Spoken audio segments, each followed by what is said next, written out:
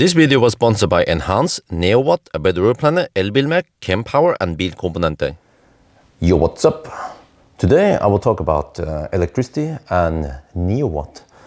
So I have Adrian here from NeoWatt. Good to see you again. Yeah, good to see you again. It's been 11 months since last time we had a video. And well, I'm happy to announce that NeoWatt is going to be a new sponsor in my channel. Yep. Yeah, it's great. I think we've done a lot of testing now. We've seen some results. You seem to be happy. So we want to share that on with your viewers as well. So, yeah, maybe we should take it from the start. So 11 months ago, actually in December 2024, we made a video. We were outside freezing. Yeah, it was cold. and if you want to know more, you can watch the old video. I think many of that things still applies, right? Yep. About, yeah, but maybe want to share with the interesting stuff first. Is that when I look in my, we have like an app. Well, it's not really an app. But what do you call it? Oh, it's an application. Okay, it's application. Yeah. But when I look in the NeoWatt on my app, I see that I've been making money, and I notice it in my bank account.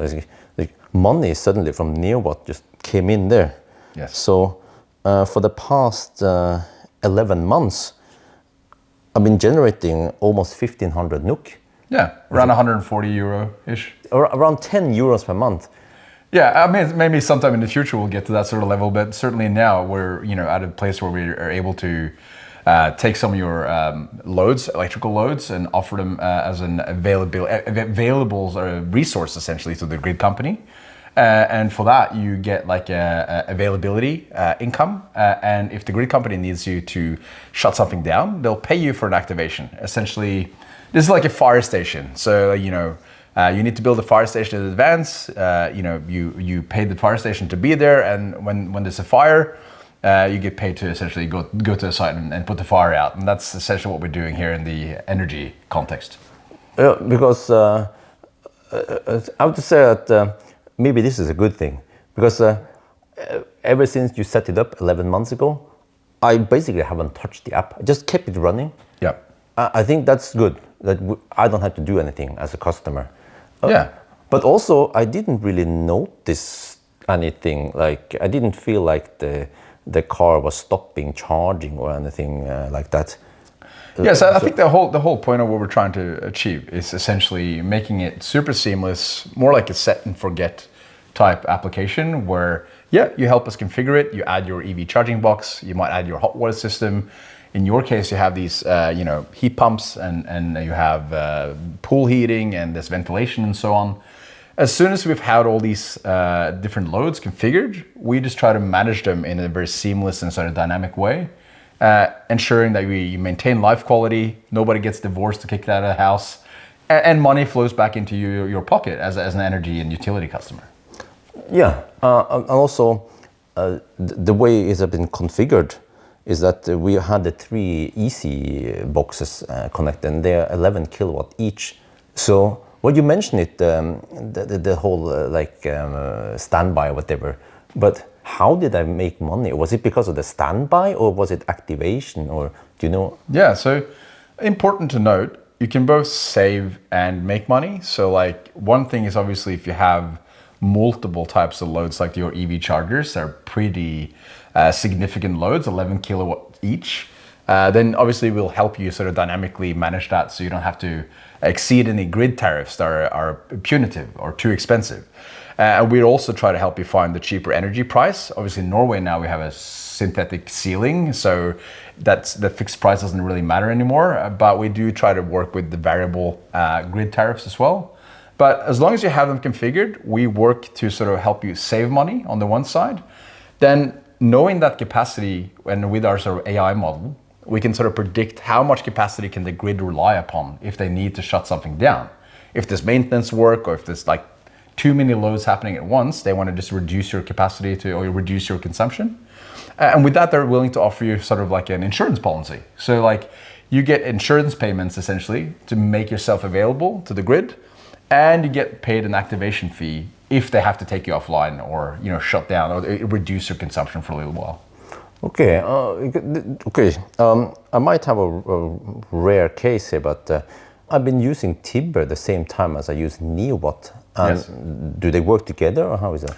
I mean, we don't necessarily work together, and for the time being, we're not necessarily in conflict either. We work off semi-different signals as to what we tend to reduce or increase our loads based on. Going forward, though, in the future, and as the flexibility markets mature, you essentially have the opportunity to sell your flexible household or EV charging to your local grid, the national grid provider, and or even some of the energy and retailers.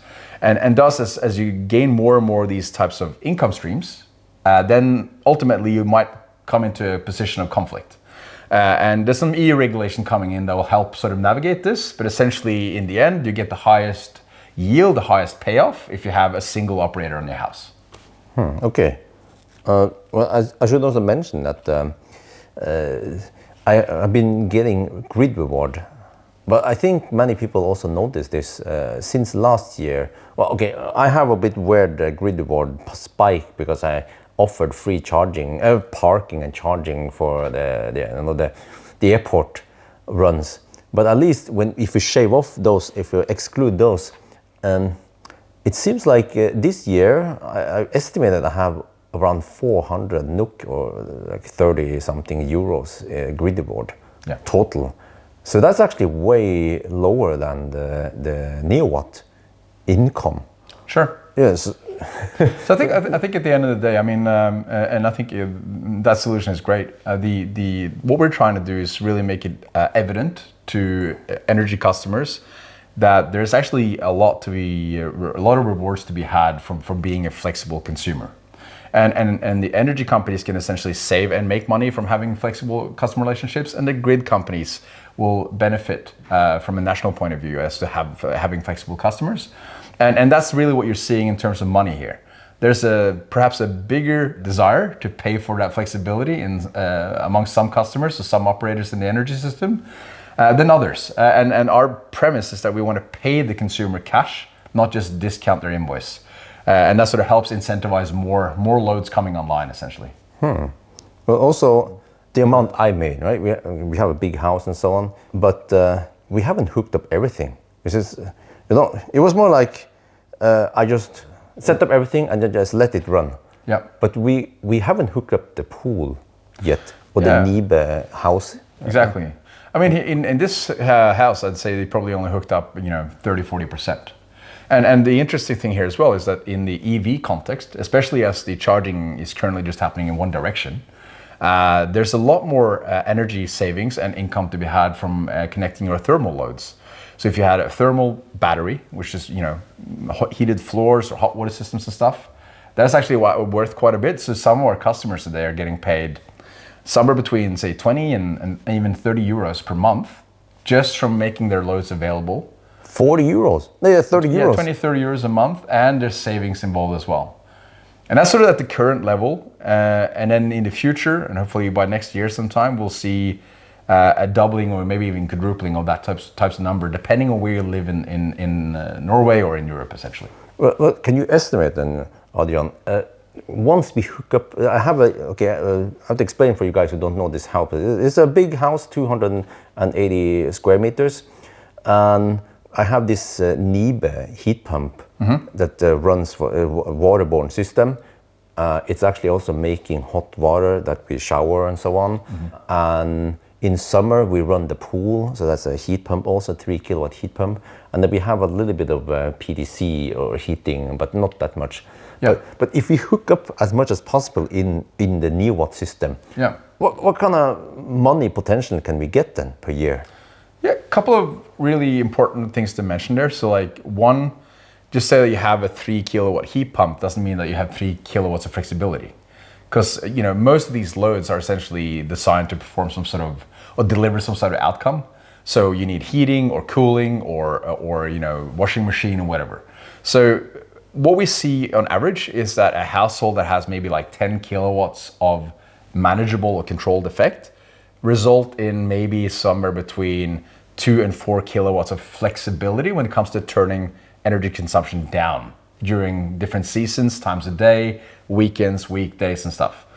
However, there's always room to increase consumption. So increasing consumption is where we see the greatest income gain in the future, because the grid at some stages needs to allow its consumers to take down more excess energy and store it locally. It could be a battery, we should talk about that. It could be a thermal battery like this house is, or sort of essentially treat this house as a battery, or EV charging. And so maybe say that you have 10 kilowatts worth of controllable loads. Maybe just say that we, in the future, expect that, on average, up and down, maybe 5 of them are flexible. And you should probably expect somewhere between 400 and 600 euros a year in income. That's sort of where we're guesstimating at the moment. 600 euros? Yeah. Wow. In this house? Okay. This is an energy efficient house, but I mean, what sort of makes this bit of a deviate is that you have all this EV charging happening all the time. So that those spikes and that energy consumption is quite dense, if you will. So obviously, if you can control that in a more orderly fashion, that's lucrative, and that could be an income stream. Oh, okay. But you mentioned the spikes, because I tend to charge them at 11 kilowatt. Yeah. Would it be better if I charge at, let's say, 3 kilowatt, if I know that I don't have to rush it? Yeah, exactly. So I think that in greater sort of terms, EVs are an interesting phenomenon because there's a lot of effect happening at once, and for most households, that spike tends to happen around 3 p.m. to say 10 p.m. And just shaving off that spike, and not just necessarily turning it off. Historical smart charging systems have very much been turning cars on and off. It's quite violent, and you still want your car to be charging. So what we're doing now is that we dynamically just modulate the effect, keep the car charging, and when there's more available effect to you and it's more beneficial for you to charge, we'll increase it a little bit, and then we decrease it a little bit, and it sort of happens more dynamically. And sure, I mean, when you do that with 3 times 11 kilowatt effect, then certainly that's going to have an impact on your wallet. Okay, well, I don't normally use that high power, but maybe I'll try it and to charge slower, because then there's headroom to go faster if needed, right? But now I default to the fastest. Yeah, and I think for most other, I'd say, countries where you obviously have to deal with a market price for energy. I mean, some countries also have fixed prices like we currently have for residential consumers in Norway. But whether you can account for both the volatility of a price point in the market and the grid tariffs, more and more countries are getting dynamic grid tariffs, and you can account for the external signals that will give you money, then being able to modulate in a dynamic fashion is the key to making and saving the most amount of money. Okay. We talk about batteries. Okay, I don't have any big battery systems, but I do have that EcoFlow. It's EcoFlow Delta Max, I think it's called. Yeah, the first gen. So that's 4 kilowatt hour, and then I can charge it at 2 kilowatt, but I cannot output back to the grid. Yeah. But can I make money on the EcoFlow? You certainly can. I mean, you can definitely save quite a bit of money, because obviously you could charge these batteries and you could sort of shave off peaks. So as long as you connect a certain load, given that this particular system from EcoFlow doesn't allow you to discharge into the grid, other systems from EcoFlow actually do. So I think next year we should hook up your EcoFlow system as well and integrate that into NeoWatt. But you could use the system itself as a hub for consumption. So if you have any larger loads, add them to the Chuko socket essentially on the battery, and you can use it for peak shaving. You can also regulate the charging effect of the battery up and down from 0 to 2 kilowatts essentially. That allows you to modulate both the grid tariffs and how much income you can make. And I guess when you can also discharge on top of that, that's when it becomes really interesting. So maybe we should ask for a new EcoFlow system to try out. But it's certainly, even having the one you have today will definitely save you and make you money. So far, seems like we're just starting. Yes. And maybe more people should try this. Because in the beginning, 11 months ago, I was like, well, I'll just check it out. But then I was like, money is ticking in without me doing anything. So that's the best way. I think for us, it's really important to highlight that we're early in a journey of more of a consumer-driven development in the grid, and having this two-way discussion between flexible companies, residential households, apartments, and so on, is really what's going to be enabling sort of the decarbonization of the grid. Because if we're removing, fossil fuels, increasing electrical loads, we need to be able to have highways to sort of transfer this energy. And at the moment, some of those grids are congested, and having this sort of ability to regulate up and down on production and consumption is really what's going to make it. And consumers are sort of invited to participate and help us improve the service. So we're really looking for people who can help us, come with feedback, make some money and save some money and be part of that journey with us. Okay. Yeah. Cool. So the way I understand now is that like heating is good for the power regulation. Yeah. Heating, cooling. Cooling. Yeah, cooling. Yeah. Charging. Charging. So charging batteries, so charging EV. Yeah. I mean, generally speaking, anything in the house that consumes a particular load, and I think lighting is out. That's cooking food and stuff is out. Yeah, but hot water. Hot water is perfect. Yes. Mm-hmm. Hot water is essentially a battery. Yeah. So when we look at a hot water system, say a standard household system, 200 to 300 liters, we essentially have a state of charge. So if you're aiming to fill a 300 liter system with 70 degrees Celsius, that's 100% state of charge. And then we sort of work with that as a battery. And a similar thing with heated floors or panel heaters or whatever else. They're all essentially helping regulate the levels of your house as a battery. And then the most flexible asset we can work with is a two-way battery in itself, a lithium-ion battery or a hybrid inverter. So that's something we should look into as well to try to test next year perhaps. Okay, but I think for me, it's also maybe for my viewers, is that I want to make this like a low entry where you don't have to invest in much, just subscribe, or well, this is the whole thing here. So if you use my, what you call it, the Teslabjorn discount code, you will get 6 months of this subscription for free. Yeah. So I mean, super easy to get involved. If you're in Norway at the moment, we are expanding to more Nordic countries early next year, I think, and looking at some other European countries as well. But for now, if you have an EV charger, we support most of those. If you have hot water systems, we support most of those. We support different panel heaters. We support some different battery inverters and stuff. So essentially, you authenticate with your password, username and password. We get all the information we need from your provider. We don't sell you any new hardware. That's up to you to decide. It's basically just entering, your account details, setting it up, and like you said, you can forget about it, and it works. Yeah. And that's sort of the magic of it. So we're super keen to let more people enjoy that. But if you don't have those smart systems already, for example, an old water heater, you can just buy this smart plug. Yes, I mean, for instance, two manufacturers that we have a lot of in this part of the world is Mill and Adax. They both have Wi-Fi and Matter-enabled smart plugs as well. So you can just add them without having any other smart house system, and you can connect them to old-fashioned type of panel heaters or other types of loads. If you buy a smart house like, say, Homey Pro, you can connect any type of device essentially that is not currently smart, and you can add like a relay or something to your hot water system, and it's up and running. So essentially the threshold, the barrier to entry is very low. If you have something today, connect it.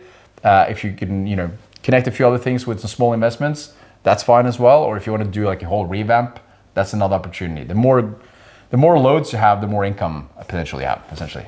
Okay. Yeah. So I want to see. Well, we should meet more often, but yeah. But at least we've been talking, but it's just that we haven't met to make a video until now. Yes. But we should do a follow-up and see how much can we increase this without actually affecting whatever is working in the house. Yeah. Quality of life. Yeah. Exactly. I think that the parameters dictating quality of life are the most important ones here. Otherwise, it's not going to be a very easily adopted solution. And actually, for the record, this summer, I tried that Adax smart plug on the heat pump for the pool, but I think the problem was that the power rating for that plug was too low for the pool. So the pool tried to take too much power, and then the heat pump kept dying all the time when I tested. But I've been doing it manually on my app, so that when this summer we had low spot price, I then set the temp higher so that the pool would be a couple of degrees Celsius higher. But that's basically what NeoWatt can do now. Yeah. Yeah. So I mean, long story short, if there's an option for us to increase consumption, we might increase the degrees a little bit during winter, or decrease a little bit on the air conditioning during summer, or increase or decrease the charging of EVs and batteries. We try to sort of ensure that everything stays as is, but just, you know, that dynamic adaptation is important. So with your pool heating system as well, that's essentially a big battery. So a lot of kilowatt hours in there. You said maybe a Celsius degree per hour, increase the decrease? No, it's more like 1 degree per day, roughly. It's per day? Oh, yeah, wow. it's around 40,000 liters. It takes a while. Yeah, so let's try to hook that up again during the summer with a slightly different approach than the smart plug. Yeah. Yeah. But that was just, the pool is just something that not many people in Norway have, but at least what they call it, panelovn, you know, just panel heater. Just a resistive heater is common, and yeah, you can. It's super easy. Yeah, I think this. I mean, the you know, just in our part of the world, it's been like a million of them sold with Wi-Fi. So if you have one, super easy to get involved. Great. Yeah. So we'll just take it from here. I'll make some more update videos. Well, I'll be in Thailand soon. I think not much is going to happen in this house while we're gone, but maybe next year then we'll make an update and see how much we actually make on this. Yeah. Awesome. Look forward to it. Yeah, great. Great. Thank you very much. So that's going to be for now. Hope you guys enjoyed this video. As always, thank you for watching. Talk to you later.